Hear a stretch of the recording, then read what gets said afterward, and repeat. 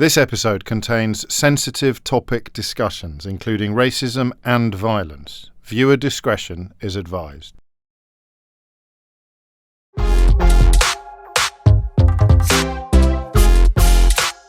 Hello and welcome to Full Disclosure, a podcast project conceived entirely to let me spend more time with interesting people than I'd ever get on the radio.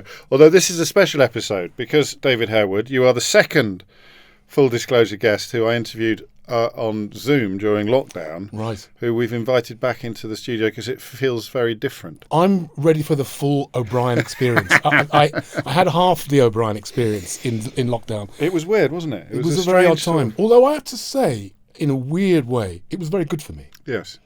Because there's a chance to step back. Yeah. And stop and assess and just be with family and not do anything. And that's the first time I'd done that in many, many years. I wrote my book in lockdown, so it was a real opportunity for me to take stock. Your life breaks down in a way into the period when you were never contemplative and then the period when contemplation was forced upon you. But I don't want to start with the heavy stuff. It's all heavy stuff. Salman Rushdie's the other one. Wow. So it's you and Salman Rushdie who have come back for the double. What company? We'll begin at the beginning in 1965 in Birmingham. Dad Romeo. And always, whenever you talk about it, it's always a very, very happy childhood. Very interspersed with moments of menace and danger, but I talk about it. I'm thinking about the home. Very much the home. Yes, was a home of laughter, and I had two brothers, Paul and Roger, and a sister Sandra, and this is before computers and before laptops and iPads and. So all you had was a cardboard box or a rolled up bit of newspaper, which we would regularly attack each other with in the dark. And my parents, who I thank daily, especially my mother, Maylene, who had, both of them had this love of British sitcoms, 70s, 80s sitcoms, like On the Buses and Benny Hill and Are You Being Served and It Ain't Half Hot Mum, all those sort of cringy 70s sitcoms that weren't politically correct, but you didn't know that then. We didn't know that then, but it was just hilarious, yes. And my house would just reverberate to the sound of laughter.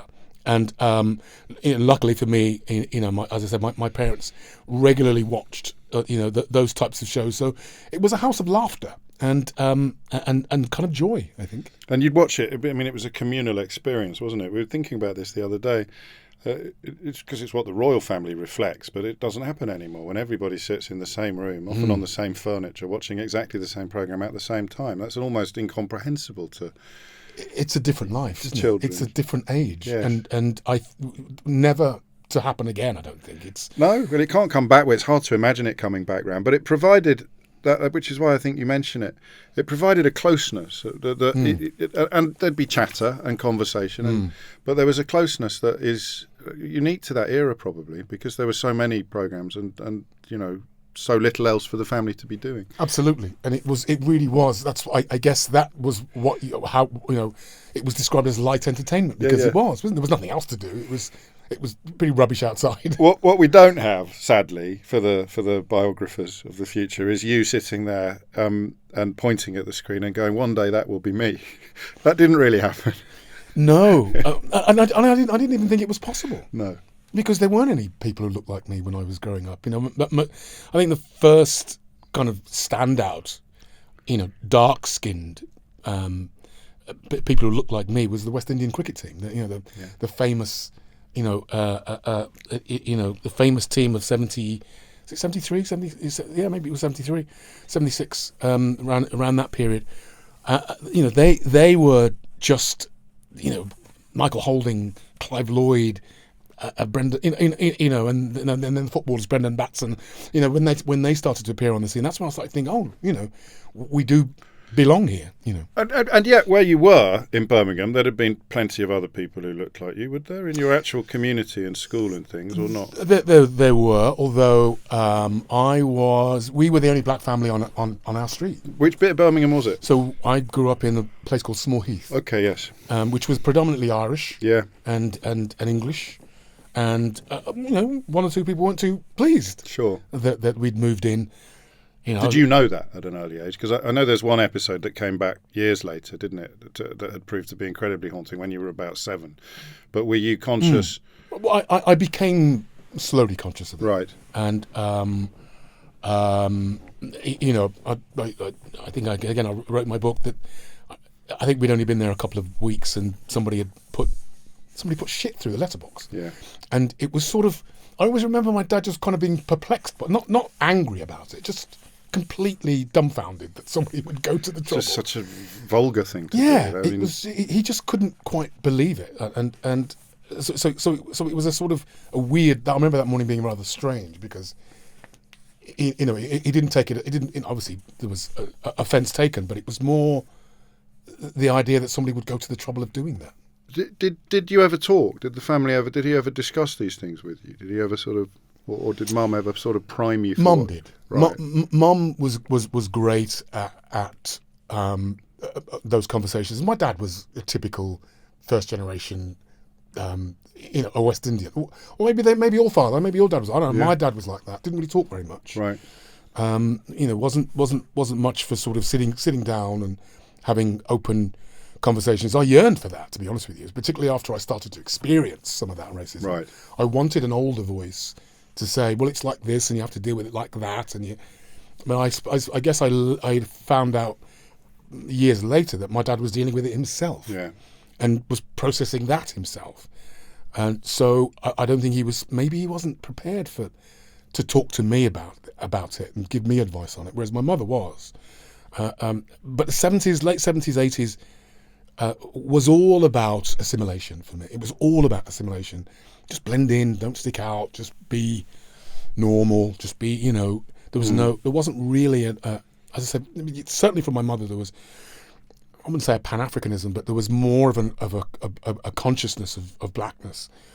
But nowhere else did that come. And so I was rushing to assimilate and playing with the lads, playing football, playing cricket, playing basketball, and not really thinking about these issues of identity and particularly black identity. How close were you? I mean, I'm interested in what you say about Pan-Africanism. How big did Barbados feel, which is where I think both your parents had come from? How big did it feel in your background? Very small. That's what I thought. Because that doesn't involve assimilation, does it? That's the opposite of assimilation. Well, I spoke about that in my Dimbleby lecture. In that, I think one of the reasons why I think my parents' generation were able to survive that jolt of racism that they got, the reality of, growing up in a system where England was the mother country and streets are paved with gold, and it was Britain was idolised, and you were taught British history in school, and then to come, in late 50s, 60s, and be treated the way they were and spat at, must have been such a shock to them. But I think they were able to cope with that because they had that Caribbean identity to fall back on.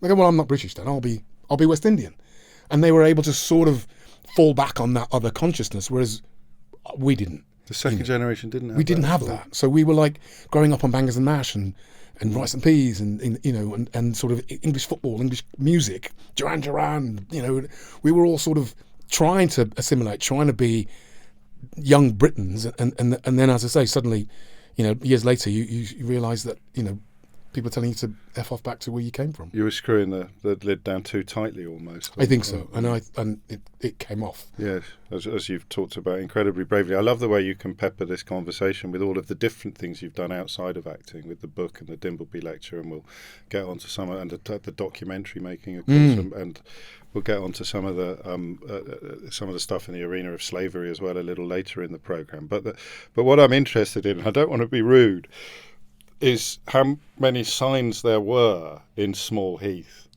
on the sofa in front of Terry and June, or what, that you might grow up to be such a an extraordinary human being. I don't know about that, but Well, it's not something you can say about yourself, but you have to accept it when other people say. And the reason I use the word extraordinary is because of that multiplicity of things that you've done across lots of. I mean, if you'd only acted, you'd still be one of the biggest stars that the country's produced. But you're not. You haven't only acted. Were there any inklings? When you got to school, would any teacher you ever had have thought, I knew that David Harewood would end up where he's ended? To be honest with you, well, thankfully, was one of my teachers who told me to be an actor. Yes. So I was always messing around at But school. you weren't spoilt for choice, I don't think, at that point. Not at all, no. I mean, I can remember going to the school's careers library and nothing. It was like guys with Bunsen burners and guys in lab coats and like, people working down at Ford and Dagenham, and I was like, nothing, none of that appeals to me. No. I toyed with the idea of maybe going into sport, being a footballer or something, being a goalkeeper. I was a pretty good goalkeeper back in the day. But none of it really rang a bell. And again, as I say, watching television in those days, there wasn't really anybody that you could look at and go, I want to be like that. I guess the first person was Sidney Poitier. Yeah.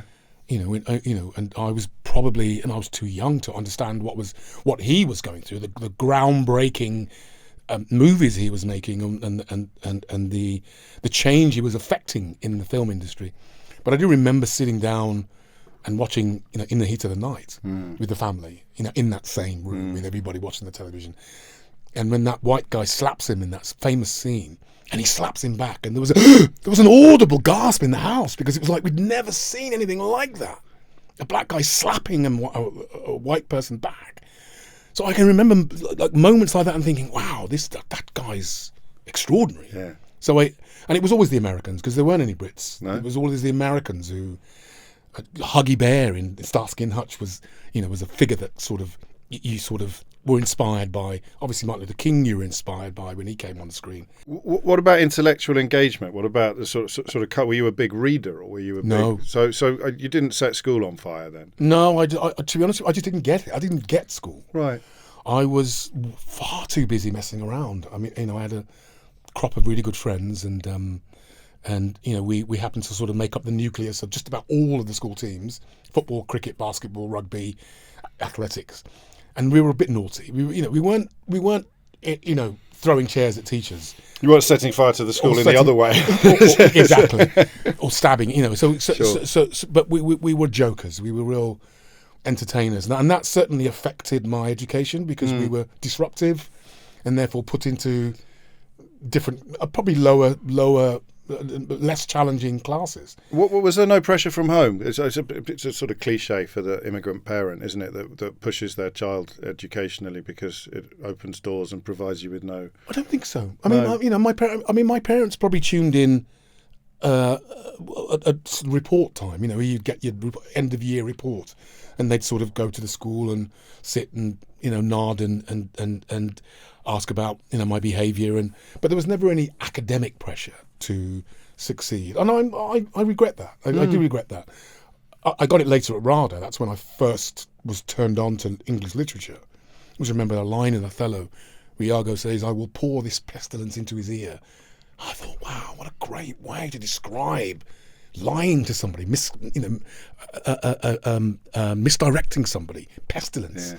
And I got turned on by that. I thought that's. So the first time, did you feel a light bulb going on? I did. So you hadn't had a passion for language before? No, I just wasn't ready. I don't think I quite got it. It's a curious mix of lucky and unlucky then, isn't it? Because incredibly lucky to have gone down that path. Some of the stuff that happens to you shortly after leaving Rada is incredibly unlucky. But it feels almost accidental. I mean, you were in plays at school, but you taught with more. You clearly were more interested in sport. I was, but I had a knack of sort of improvising and sort of. And you could feel that. You could feel 100%. When the room is in your hand. 100%. Okay, so that's a moment. And play acting. I was always play acting, and sort of that was the way I got attention. I wasn't the best looking kid in the group. I wasn't the fastest. Maybe I was the fastest kid, but the way I got attention was to mess around, and I think teachers saw that. And as I say, luckily, with weeks to go before leaving, one of them said, "What are you going to do when you leave?" And I said, "I don't know." And he said, we'll be talking in the staff room and we think you should be an actor. And it was a light bulb moment. It was a real eureka moment. I went, of course. Nobody's ever told me I could do that. Okay, so you hadn't allowed yourself to think No, because at all. No, not at all. And literally within weeks, I was at the National Youth Theatre. I mean, I had an audition at the Birmingham Youth Theatre, which I was rejected from. I like this bit of the story. So, because I mean, the National Youth Theatre is rather more prestigious than the Birmingham Youth Theatre. Yes. But I presume was it nerves, or were you unlucky, or was there something? Look, sometimes it just doesn't happen. Doesn't land. Something you get used to. Yeah, of course. Well, you have to in my business, but that one didn't. I got a knockback there, but then literally 2 weeks later, auditioned for the National Youth Theatre and was accepted, and just had. What were you doing with the rest of the time? I mean, what were you doing? I was working in a wine bar. You went in Birmingham. In Birmingham, called Not Albert's. Snobs, was it? No, it was called Albert's Wine Bar. Do you know Birmingham? No, I know Birmingham. I grew up in Kidderminster, Well, but Snobs and was it Five Ways? Yes, that was that's up right. there, Yeah. And Liberties and all those clubs. It was great. It was great, but great days. Great days, really, really great days. But you were treading water. You knew that you wanted to do something else, and you were serious about acting. Or you became serious. I had a passion for it, right? And things just kept happening in that sphere. So I did 2 years. I did a year at the National Youth Theatre, and then they invited me back for a second year. I went back for that second year. Did you get a big part? I did, a huge part. And I remember the second year I got. But I always remember that first year doing an improvisation, and just my whole body was just tingling after this improvisation. Everything was just on fire, and I knew it had sort of gone well. And the teacher was like, "You're pretty good at this. You got a knack for it. Why don't you come back next year?"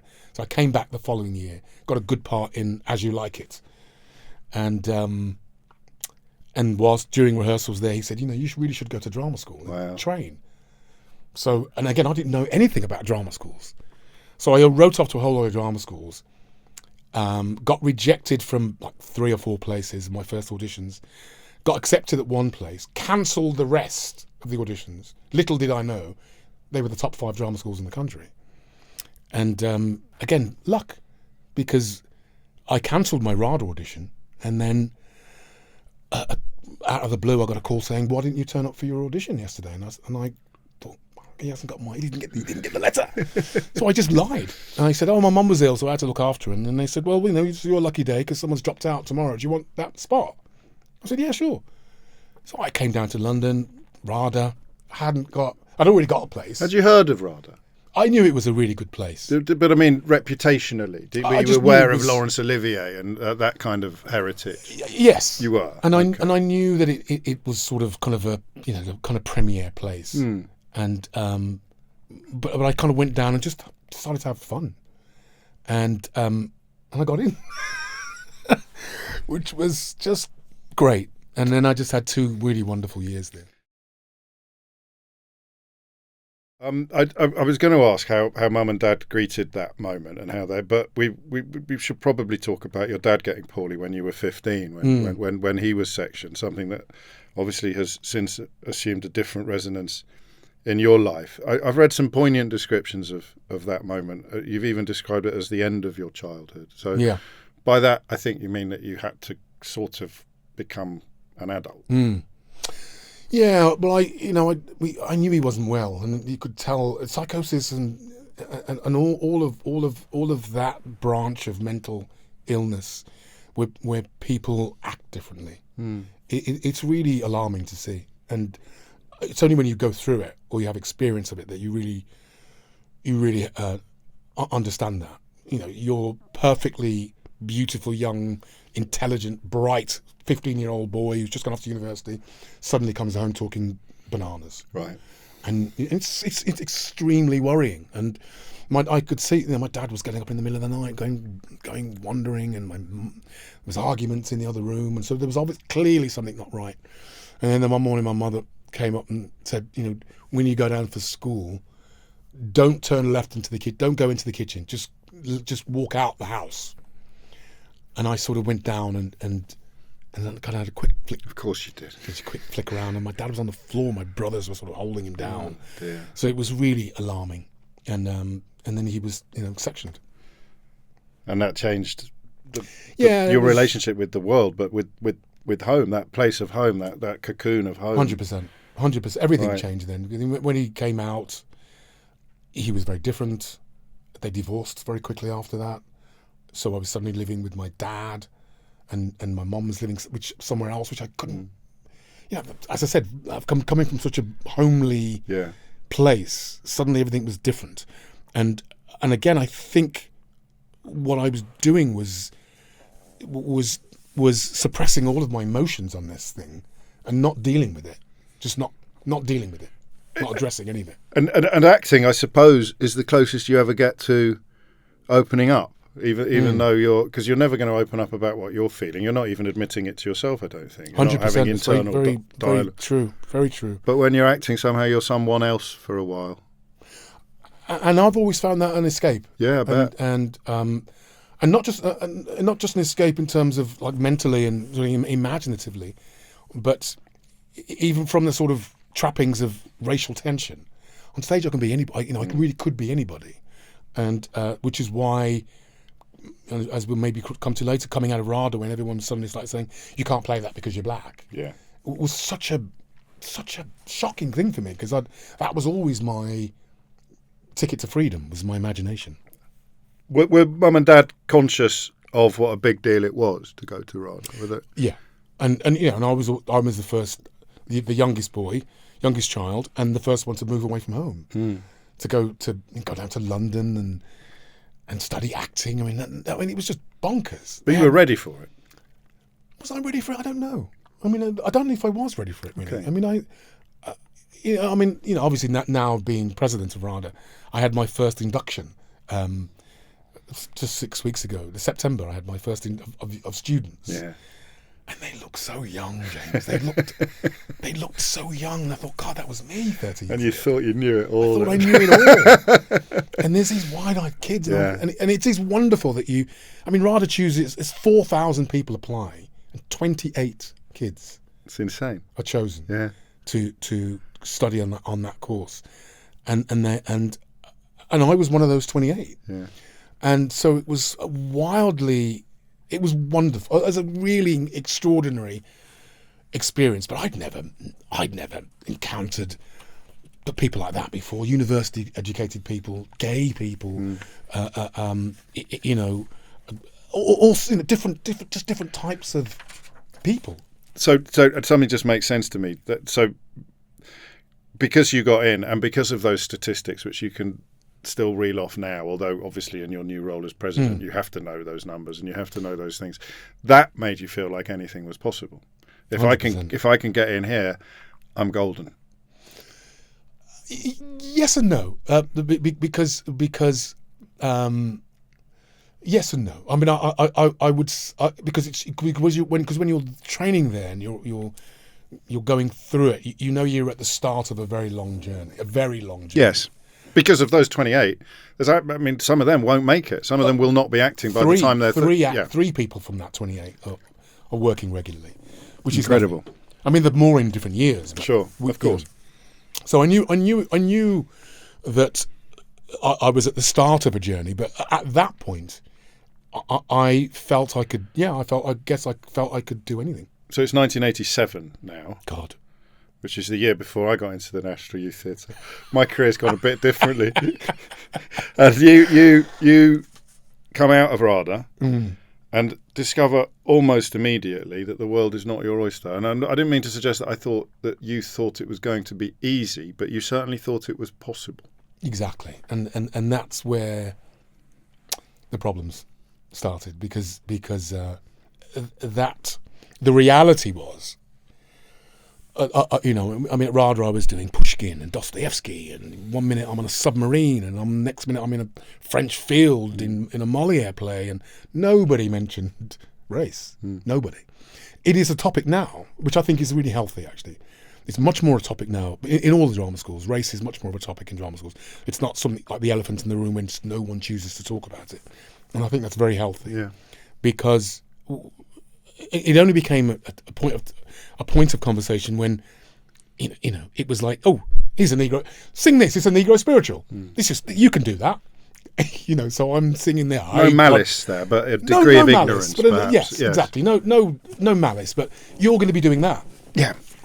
And, and I sort of came out of drama school and very quick, and also, we were that generation, the first generation of kind of trained black classical actors. Yeah. British-born trained black classical actors. And the press were none too happy about that. The critics were not too happy about it. They were still getting used to the idea of, a black actor appearing as Romeo, and so we were sort of antagonising the status quo, I think, and trying to, and not knowingly so. I didn't know that, but it was a challenge to the system. My mere presence was a challenge to the system. There's an obsession with it still. 100%. And the young actress who played opposite Tom Holland there last year got slaughtered. Yeah, slaughtered. And I can't tell you how damaging it is. And I know all these people talk about it being banter. There's this thing at the moment of it being banter. Oh, come on, it's just banter. Is it really? If you're the only black kid on the school team and everyone's calling you Sambo, it's banter. Is it? I can guarantee you that kid is somewhere quietly screaming and storing it away, which because I did. And so I think and because I hadn't dealt with any of this racial realities of race, and it sounds peculiar, but I hadn't. I suddenly came out of drama school and newspapers were saying, black, you're David Hale's black, black actor David Hale was black, and the black guy who's playing Romeo was black. Yeah. There was nothing to do with my voice, nothing to do with my performance. Everything was targeted at my race. He doesn't look like Romeo, he looks more like Mike Tyson. Which I remember that. I remember reading that. And I remember looking at the drawing that was drawn of me in the Times with the big lips and the big ears and and I was like, it was really uncomfortable. And I started to second guess myself and doubt myself and feel really out of place. And then also because I spoke well, I was also slightly, the black community was slightly suspect of me because I was not black enough. Yes. So I didn't really know where I fit in. The community, but my own community was like going, oh, he's a bit white. He's not really, he's not from ends. And the critics and the establishment were saying, well, you're not really Romeo. It's not. Is it really? Shakespeare didn't really write Romeo as a black character, so why are you playing it? And I just had no ammunition for that. I just had no ammunition for it. There's a poignancy here, isn't there? Because you talk so unself-consciously about assimilation and it just being the biggest driver of your your social interactions as a boy, and I just wanted to assimilate. I just wanted to be one of the boys. I wanted to be in the football team. I wanted to do this, and these almost in a moment here. These first reviews when you played Romeo, almost in a moment, you're being told by Britain that you never assimilated. No, and you never will. Exactly, and it was a real shock to me. It's huge. It was a real shock to my system, and so I sort of invented a way to cope. And again, that was partly by suppressing the pain of it, the rejection of that. And also the limitation it was placing on me. Suddenly I was thinking I could come out and play Bond, or I could come out and play the hero, the guy who hits, gets the girl. And I was very, very quickly realising none of that was possible. Oh, man. None of it. Yeah. And that there was a huge, very thick glass ceiling that I was not even anywhere near. And wouldn't be allowed to. And wouldn't be allowed to. So that was a really, really uncomfortable time for me, and started to lose, as I say, lose a lot of confidence. And there's an unravelling, isn't there, as well? That's when it started, yeah. You start drinking a lot. You start smoking far too much weed. You're still working, but I hadn't thought of it in the sense before of you're doing work in the knowledge, suppressed knowledge, that the real work you want to do, or the work you really want to do, is not being denied to you because of any talent issues. So actors always have to process the possibility of rejection, the possibility of a knockback. But if you go in somewhere and smash an audition, you'd expect to get the gig. You're dealing now in your early 20s for the first time in your life with the knowledge that some doors are locked from the other side. Completely. And you're not going to get in. And it was really damaging to me. And I remember going up to Derby, and I knew I wasn't well. I wasn't well. I knew at that point I was not in my full mind. Were you haunted by your dad a bit then when you had those thoughts, or not?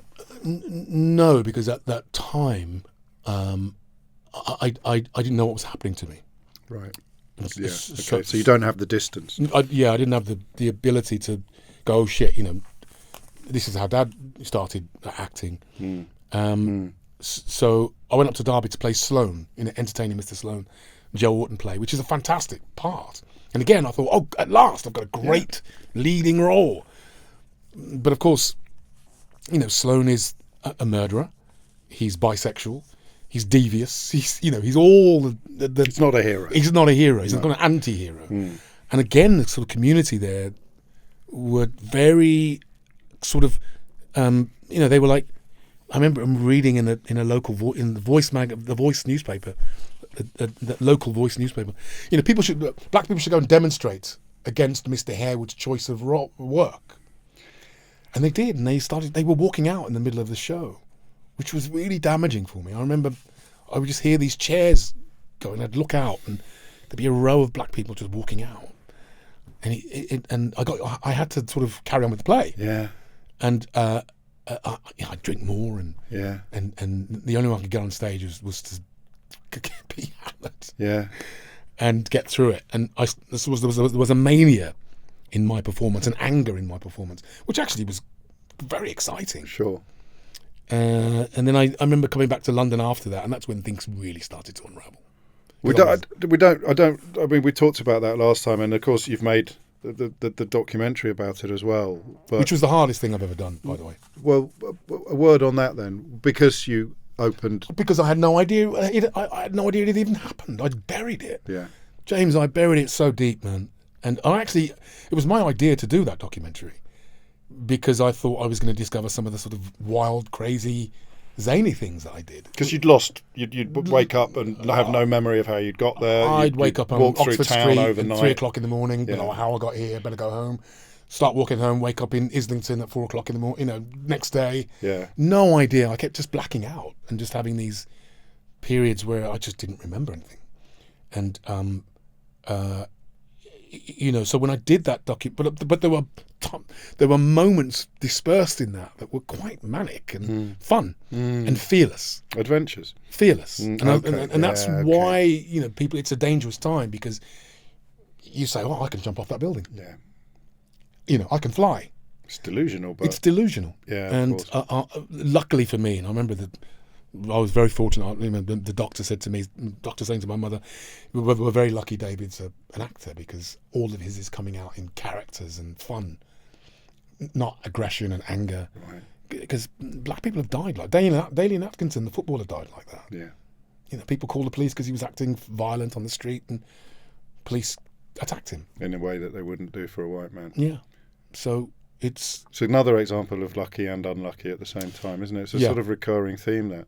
Yeah. And lucky also, I think, if I've understood correctly, that throughout all of this period, you had solid friendships. You had people that looked out. Very lucky. I was very lucky, and they were my friends from Rada. Yeah. And I say that they appeared in that documentary, and I hadn't seen them. I hadn't seen them since that. That was the first time I'd seen them in. Just Nick and Jez. Nick and Jez in over 25 years, and it was really moving because we met that day. We were just laughing and joking, and I didn't know. I purposefully kept myself in the dark for that doc. Right. Because you wanted the discovery moments to be authentic. Yeah.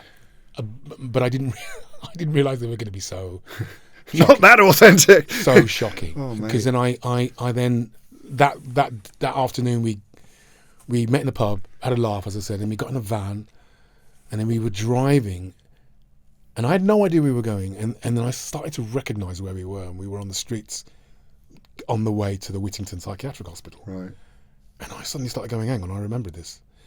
And Jess started saying, well, yeah, this is where we drove. And then we pulled in and then we got out the car. And it was like, it was a really weird sensation because it was flashbacks. Yeah. And then Jess Nick was explaining what I was screaming and he got upset and kind of walked off. And I thought, God, he's really upset there. And then Nick finished the sentence about me screaming, I have to save the boy. which is so bizarre. And that's when it just suddenly came back to me how ill I was. And I'd buried that for 30 years. I just thought it was a bit of a fun freak out. Okay, just a bit of a funny glitch Turn on your CV. But it was a really bad, very powerful psychotic breakdown. Well, that actually destroys my next question, because I was going to say, why did you want to make this documentary? But of course, if you went into it expecting a completely different experience, then you never actually framed the ambition to make the documentary that you ended up making. Yeah. Which is strange. I didn't end up making. I had no idea it was going to be such a powerful experience for me, and for others, because people, lots of people have seen it, and I still get messages from people who say, "Oh, thank you so much. My young boy's just gone off to university, had a breakdown, and somebody said, oh, watch David Harewood's documentary," and at least it gives the parents something to hold on to. Yeah, and because they're seeing their son acting like a 5-year-old, and. And I write back to them. I always write back to them. Do you? I always write back to them, and I say, "You've got to have patience. They will come back. Yeah. It'll take time, but I swear to you, he'll come back. Different, but they'll come back." It dilutes their loneliness then to see someone suffering. Yeah. The echoes of the suffering you went through. 100% back then. And you did come back, although it was back to Birmingham first. Back to Mum, really, wasn't it? Mum was convinced Shakespeare had sent me nuts. Bloody Shakespeare. She said, "No more of that. Bless her. That's enough of that. That's enough of that nonsense." So she was very worried that it was acting and sort of and characters and switching characters and the things she couldn't control or have an understanding of. The things that had happened in your life that would be alien to her must be the things that had broken you. Yeah. Whereas I didn't know at the time. No. But again, after having made the doc, and this is after that doc, which was, as I said, one of the toughest things I'd had to do, because they gave me my medical records from 30 years ago. They found them on microfilm. Yeah. And it's the first time I'd seen them. And there was a scene where I'm supposed to go and sit and read them and chat about it. And it was just so disturbing. It's like reading your disturbed self. Yeah. Because everything I'd said was recorded. And it was all about race.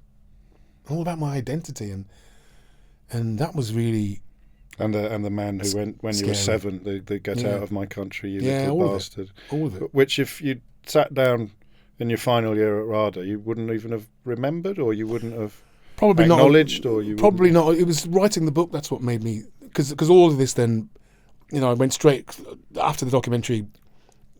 Just and the BBC Care of Duty had given me a list of therapists, and I just literally went down the list and found the blackest guy with dreadlocks. I went, that's the guy I need to speak to, who I still speak to now. Yes. So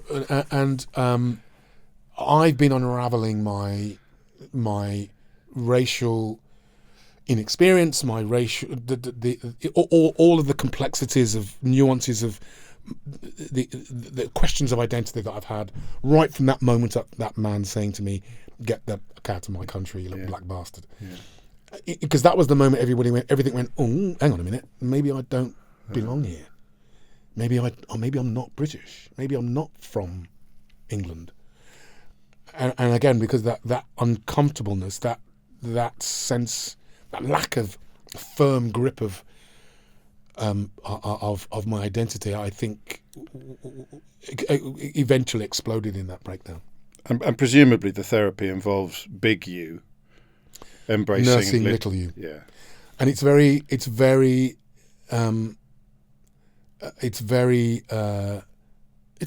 emotional for me when I think about that. And one of the things that we work on is to take care of that little boy. Yeah. And we've all got inner children. All of us have got our inner child, and it might be your wife who says something, or it might be your friend who says something. It just hurts that inner child. And for me, it's all those issues of identity that, being told to chased, or being told to F off back to where you came from, being called nigger, being called monkey, being called all those times when something really hit me to my core and hurt to my core, but I just never dealt with it. I never or processed it, and I just went, oh, that doesn't matter. I can get around that, and I think a lot of that sort of the last 5 years has been about me sitting down with that little boy and having a real conversation with him and sort of getting to know him. And it's magical when it works. It is. Absolutely magical. Really, really is. Would you have laughed at this thought at some point if someone had said, because when it happened to me, they said to me at the first session, if this works, you'll talk to that cushion. And I'm sitting there thinking, no, fucking won't. Not in a million years. And then I was talking about being beaten at prep school, and she just went, that must have hurt. And I went, no, it didn't. And of course it did, but I'd spent 30 years.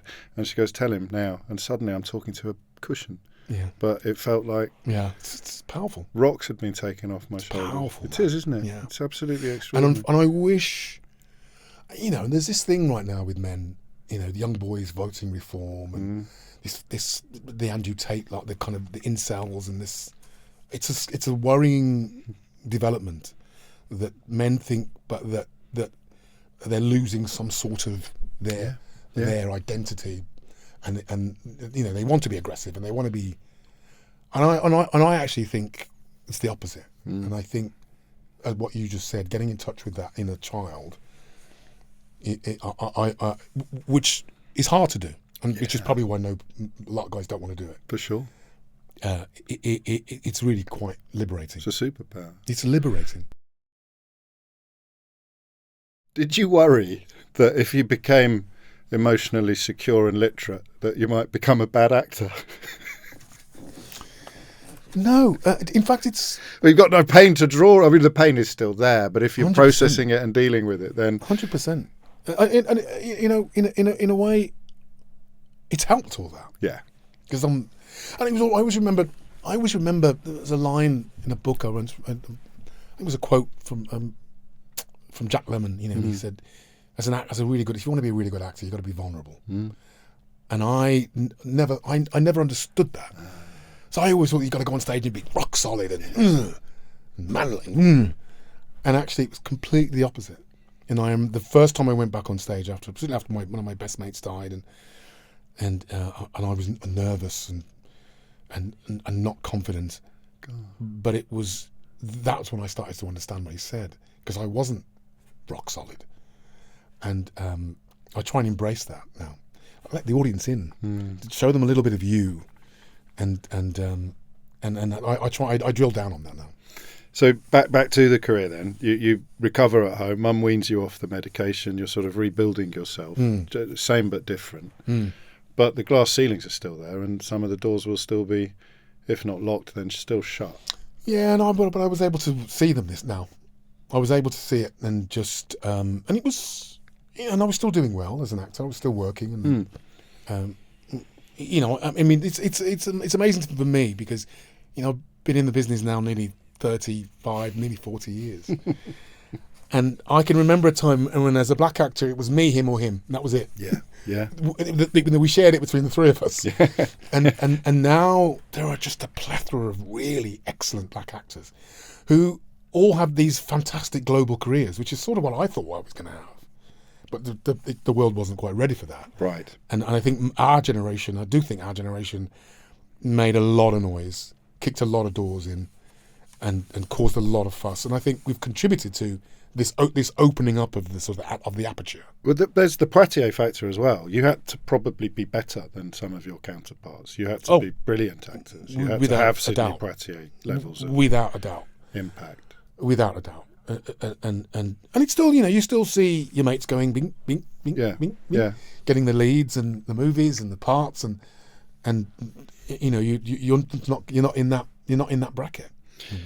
And that, I mean, the part of that was Britain not being America. So we're back, because you felt, I think, quite early in the context of what the industry has done and where it's gone, that you needed to be on the other side. Without a doubt. Of the Atlantic. And my agent, I remember signing with my new agent, after the initial burst of my career, and that was her first point of business. Right. We need to get you to America because the industry isn't quite ready for you here. So which bits of the industry? Because you played Othello, but it was Othello. You didn't play Hamlet. Exactly. Is that what we're talking about? Yeah, I mean, okay. It's Whereas Olivier could play Othello 30 years previously in full blackface. Full blackface. Yeah. That's very strange, isn't it? Just, I mean, the pictures are mad now, but it's. Yeah. But you wouldn't. It's different now. You really are on the cusp, aren't you? On that pivot point, because you would see young black actors now playing the whole canon. But for you, it was Othello would be pretty much it. But unless it was in the all-black production of Romeo and Juliet. Yeah. It was a question of what. It's what they could. It wasn't about what I could see. I could see myself as anything. Of course. Oh, I know. But they couldn't see themselves as anything. So there was a real difficulty in being in an industry that was trying to define what you can and can't do, and that was really frustrating. Whereas in America, you could be the chief of police. You could be, the hero. You could be. I mean, there was blaxploitation movies in my teens. They were already Jim Brown and all those boys were already killing Whitey. Already have done that, but it hadn't happened in England. There wasn't really that sort of explosion of seeing black people be their full authentic selves. We were still versions of a white character, but let's just make him black. Yeah. So I guess post my breakdown, I was navigating that space, and doing pretty well in it. But it wasn't enough for you. It wasn't enough. No. And did it feel different immediately when you started getting? Did you move there fully? Did you just do some auditions there first? No. Well, I stayed here for a good long while. Yeah. I mean, I'd say I had about a 10, 15 year career here, and then that started to dry up because there were other black actors coming. I always, in my book, I always talk about there's 5 stages of an actor's life. Get me David Harewood. Get me a younger David Harewood. Get me a cheaper David Harewood. Who's David Harewood? It's like, and I thought I'd already gone through those. There was other people. Yeah. There were other actors that were, already the business was looking to. So I was already sort of on the shelf, as it were. And so we tracked down an American manager, an American agent, and they started sending American stuff over. And then Homeland arrived.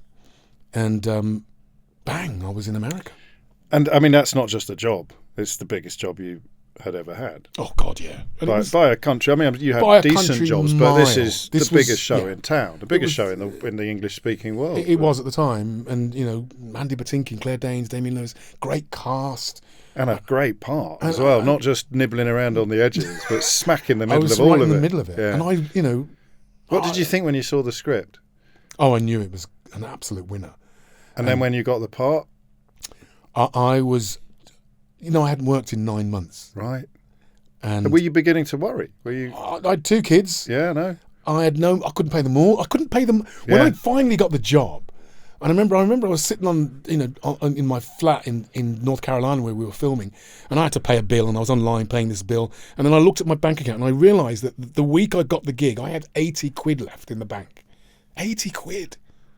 And I always remember I had this wonderful bank manager at the time who just kept saying to me, don't worry about it. I'll just click the button and allow you to keep spending money, because I was broke and wasn't working. And Homeland just came at the right time. So when you got the nod, when you got the call that you got the part, what I mean? Well, I hadn't worked in 9 months because my best mate had died. Yes. Louis had died. And it was really weird because I didn't feel I could audition for it. I didn't have the confidence. And my manager badgered me, and eventually, about a month after I'd originally got the audition, I eventually put myself on tape for it. And then about 2 weeks later, I got this phone call saying, "Congratulations, you got it." And you hadn't met anyone at this point? Well, I just sent my tape. Yeah. And I remember turning to my wife and saying, "I fucking got it." And she immediately started tearing up, and I went, and she said, "You know what day it is today?" I went, "No." She went, "It's Louis' birthday." Crikey. Which even today is extraordinary. He was the one person who always said, "You're going to make it. You're going to make it. I guarantee it." On his birthday, and I haven't stopped working since. No, you made it. How different is it? What's the difference between making it and working? What in terms of what it does to you?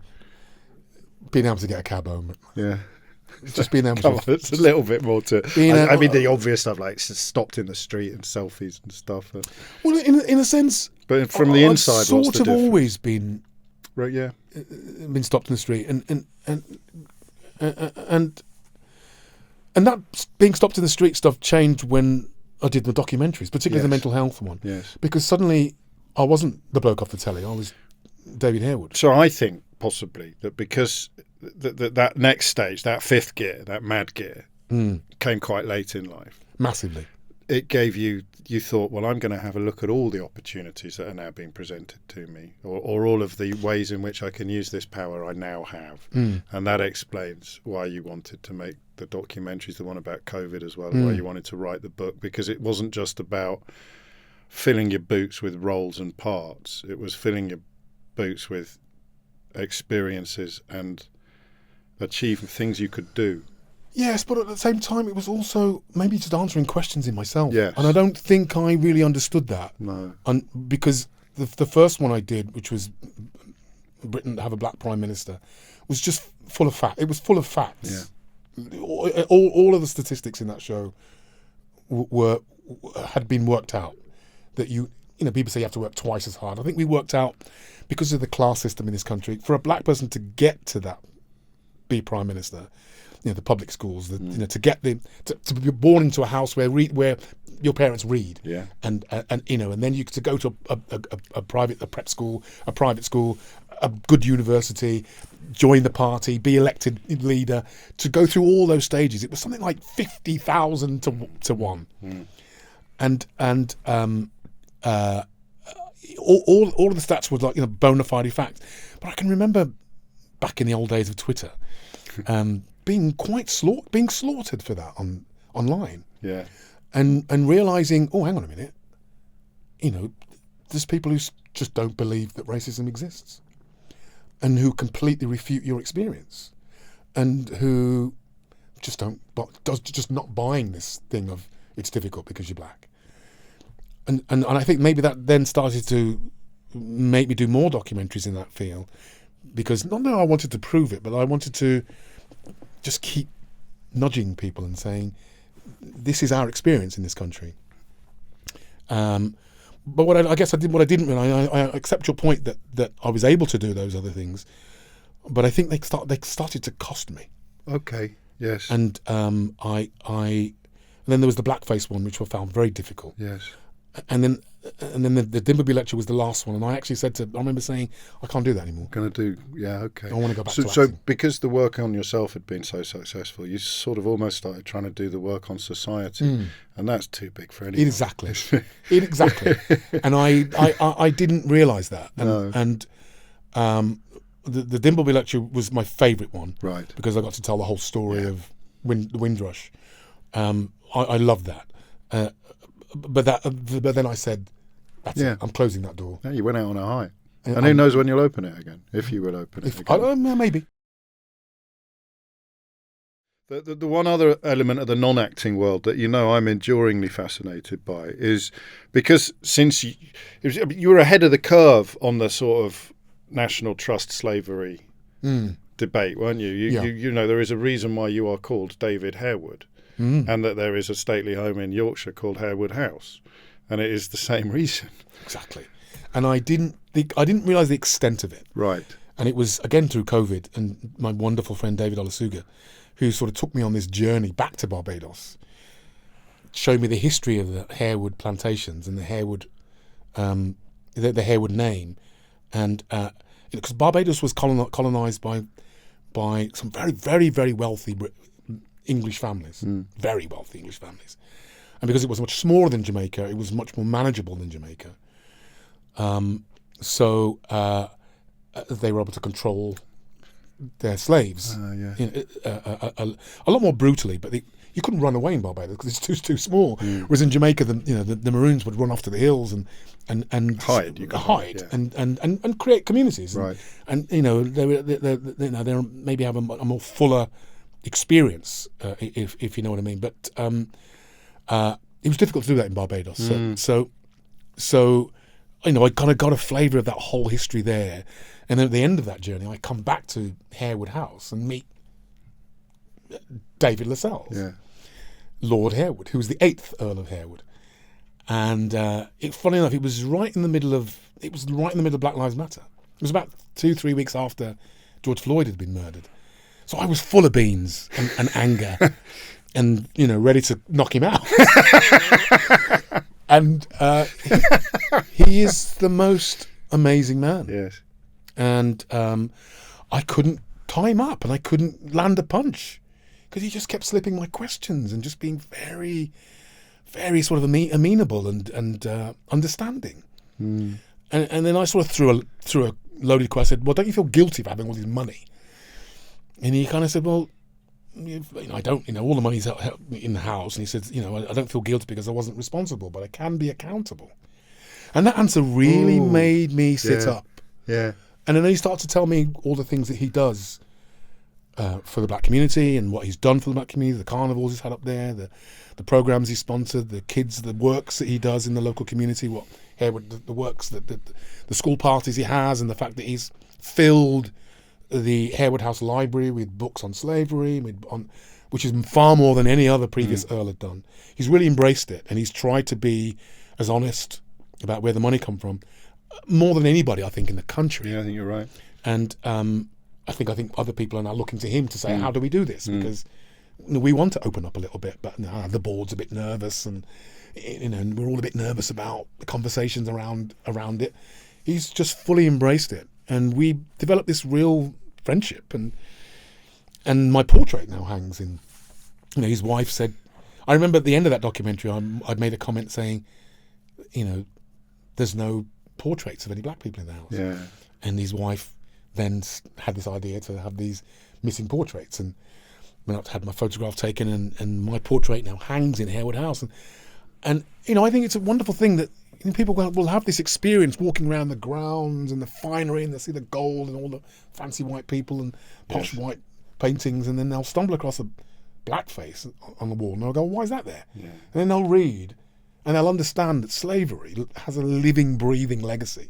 Because it was your great 100% granddad, several greats granddad, who was enslaved by his father. And we did the work. Yeah. For free. So really, how can there not be a picture? 100%. Which is still something that a lot of people struggle with. And for me, that was, and I remember getting my OBE that a couple of Christmases ago. Upgrade. An upgrade.